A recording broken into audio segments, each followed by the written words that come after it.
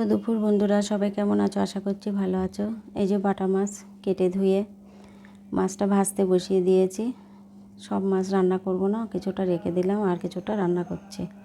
এদিকে মাছটা নামিয়ে কলা আলু কেটে নিয়েছি, নিয়ে এদিকে কড়াইতে তেল দিয়ে জিরে ফোড়ন আর পেঁয়াজ ফোড়ন দিলাম।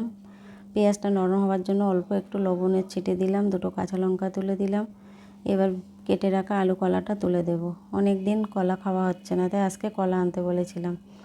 এবার লবণ আর হলুদ দিয়ে বেশ ভালো করে ভেজে নেব। ভাজাটা বেশ লাল লাল করে হয়ে গেলে, এখানে কিন্তু জল দেয়নি, আগে শুধু ভেজেই নিয়েছি তেলের উপর দিয়ে। এবার এখানে জল দিয়ে দেব, আর জল দেওয়ার পরে কিন্তু একটু হলুদের গুঁড়ো ছড়িয়ে দিতে হবে। এটা আমার শ্বশুরমশাই বলতো যে কাঁচকলার তরকারিতে জল দেওয়ার পরে একটু হলুদের গুঁড়ো দিয়ে দেবে। এবার বাটা মশলাটা দিলাম, জিরে আর কাঁচা লঙ্কা বাটা। সিদ্ধটা অনেকটা হয়ে এসছে, এবার ভাজা মাছটা দিয়ে দেব। ভাজা মাছটা দিয়ে আবার বেশ কিছু সময় ফুটিয়ে নেব।